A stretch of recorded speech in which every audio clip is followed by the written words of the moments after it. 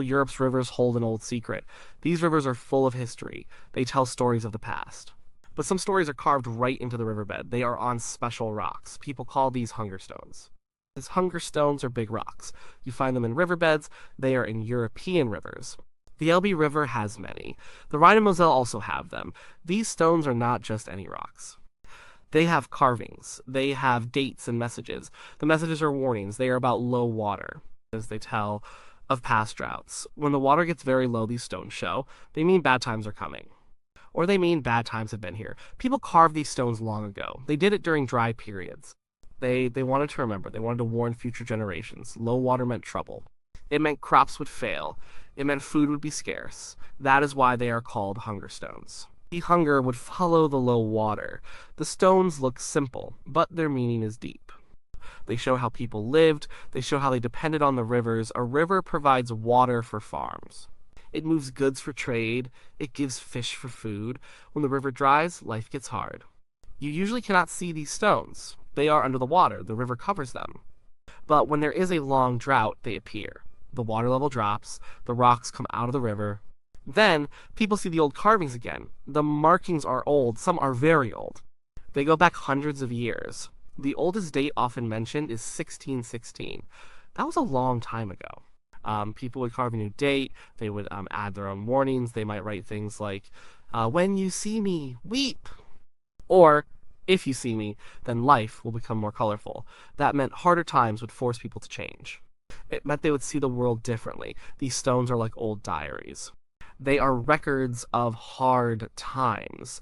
They tell us about droughts. They tell us about famines. They are a link to the past. They show us how weather affected people's lives. And today, they show us something else. They show us about climate change. They are appearing more often now. This tells us the rivers are getting lower more often. This is a big concern. The stones are just rocks, but they carry a heavy message. They are a physical reminder. They show us how nature rules our lives. They show us what happens when water disappears.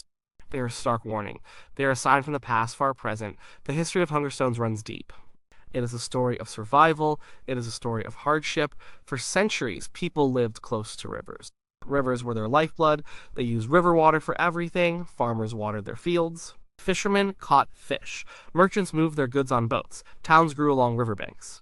When the rivers ran full, life was good. But sometimes the rain stopped. The snow did not fall enough. The rivers got smaller, they got very low. Then the riverbed showed. The rocks became visible. People saw these rocks as a bad omen. They knew what it meant. It meant trouble. So they marked the rocks, they carved dates into them. They did this to remember. They did this to warn. These dates were not random. They marked times of great suffering. They marked years of extreme drought. Each date tells a story. Each date is a cry from the past. One of the most famous hunger stones is in the Elbe River. It is near Deccan. Deccan is a town in the Czech Republic. This stone has many dates. It is like a historical timeline. Some dates on it include 1616, 1707, 1746, 1790, 1800, 1811, 1830, 1842, 1868, 1892, and 1918. Each number represents a year of crisis. Imagine what these years meant. Take 1616. Europe was very different then. Most people were farmers. Their lives depended on their crops. A severe drought meant no harvest. No harvest meant no food. It meant hunger. It meant disease. As people died, families struggled, the whole community suffered. This was a common story for those dates. The year 1842 was another bad one, and 1868. These droughts hit hard. They caused widespread crop failures. This led to famine. People had to leave their homes. They looked for food. They looked for work. Many migrated to other regions. Some even left their countries. The low river levels were a direct cause. They could not move goods. They could not get supplies. This hurt the economy. It made things much worse. The markings were simple. They were chisel marks. Sometimes they used paint. The important thing was the date. Sometimes they added short messages, like, "Weep when you see me." This phrase is famous on the Deccan stone. It shows the deep sorrow people felt. It shows their fear. It shows their desperation.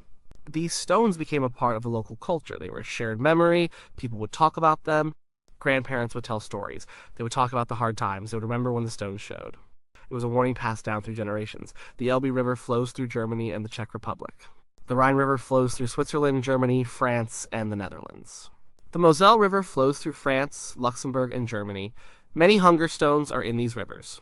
They are in different countries, but they share the same message. They show that low water affects everyone. It crosses borders. It causes the same problems for all. Even in the 20th century, new dates were added. The year 1918 is on the Descent Stone.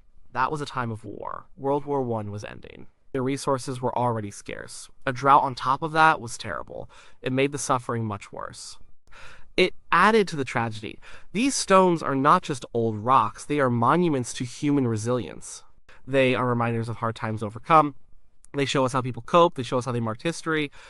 They show us how deeply connected we are to our environment. They carry the echoes of past sorrows.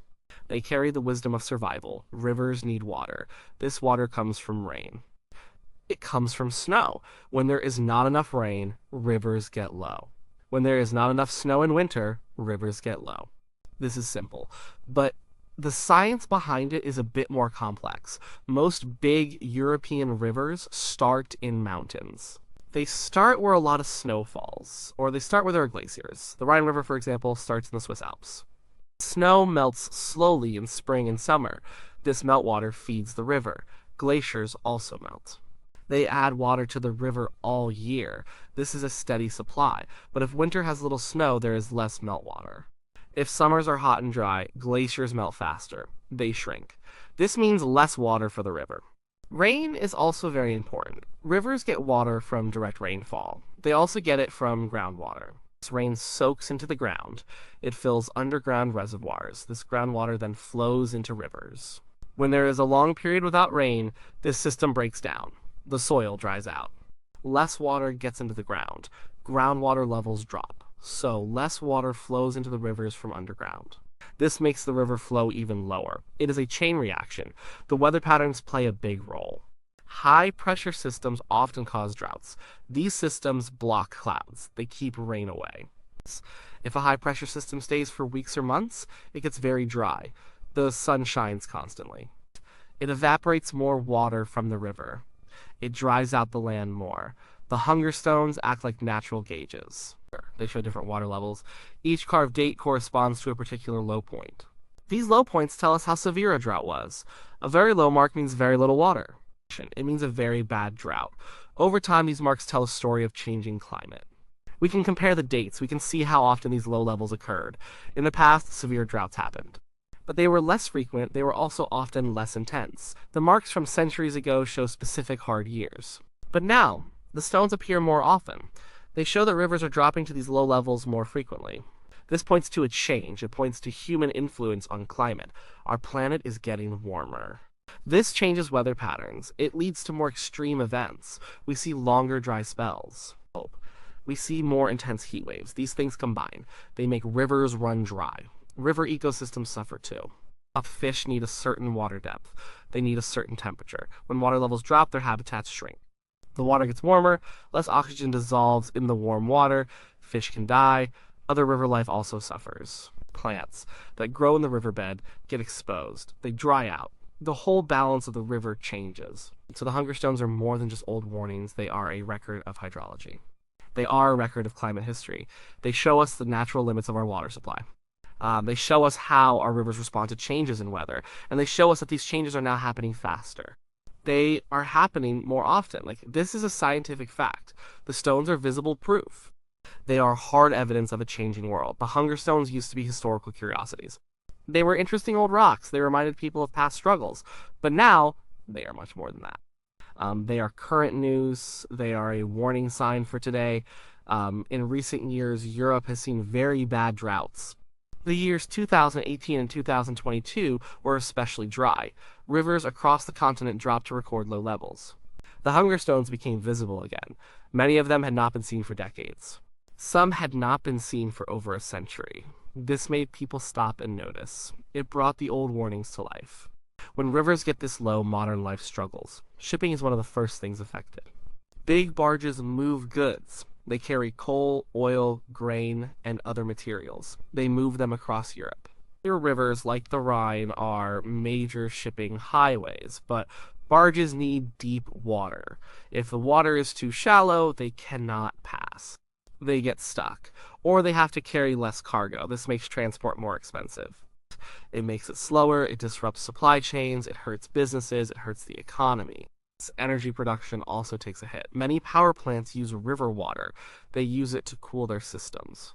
If the river water is too low or too warm, they cannot get enough. They have to reduce power output, or they have to shut down completely. Hydropower plants also suffer. They need strong water flow to generate electricity. This low water means less power.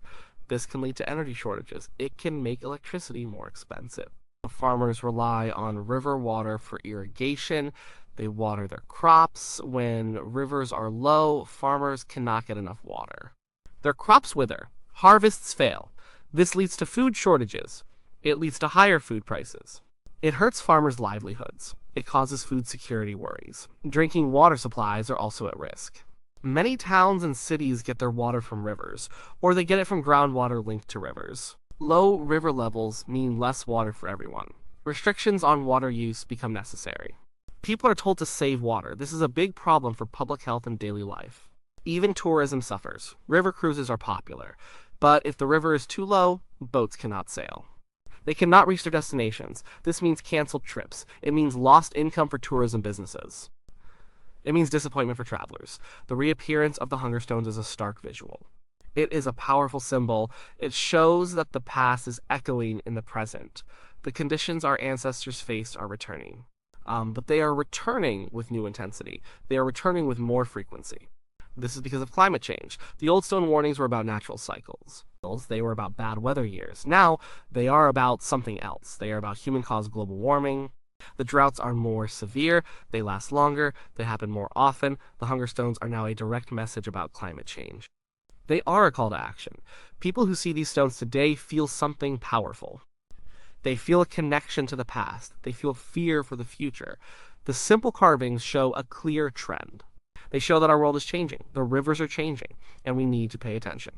The stones remind us that water is precious. They remind us that we cannot take it for granted. They are an urgent warning. They are a loud signal from the quiet riverbed. The hunger stones are more than just rocks with dates. They are ancient teachers. They offer us many lessons. They teach us about history. They teach us about our planet. They teach us about ourselves. One big lesson is about resilience. People lived through these droughts before. They faced famine, they faced hardship, they found ways to survive, they adapted, they learned from experience. The carvings are proof of their struggle. They are proof of their will to carry on. But another lesson is about warning. The stones were carved to warn. They were meant to tell future generations. They meant to say, this happened before. It can happen again. And now that warning is loud and clear. It is happening again. It is happening more often.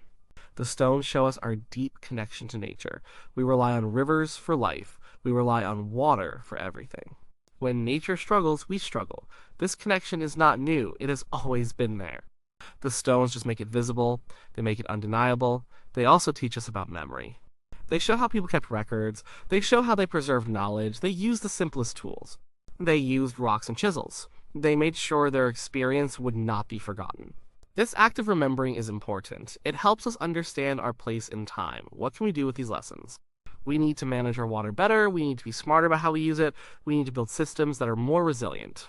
We need to prepare for more droughts. This means investing in new water infrastructure. It means finding ways to store water. It means using less water in our daily lives. We also need to address climate change directly. The hunger stones are a symptom. They are a sign that something big is wrong. Reducing greenhouse gas emissions is crucial. It means transitioning to cleaner energy. It means protecting our forests. It means changing our habits. Only then can we hope to slow the warming trend. Only then can we reduce the frequency of these extreme droughts. The stones are silent witnesses. They have seen centuries pass. They have seen floods and droughts. They have seen human joys and sorrows. Now they speak to us in a new way. They speak of a future that looks a lot like a difficult past. But a past made worse by our actions. These simple, tangible objects hold immense power. They cut through complex scientific reports. They cut through political arguments. They show us the bare truth. The river is low, and people have always worried about it. Now, we have even more reason to worry. The hunger stones are a wake-up call. They remind us of our vulnerability. They remind us of our responsibility. They ask us to learn. They ask us to act. They are a powerful, enduring message from the riverbed. They are a plain reminder that we must listen to the past. We must protect our future. We must ensure the rivers flow. We must make sure the hunger stones stay hidden.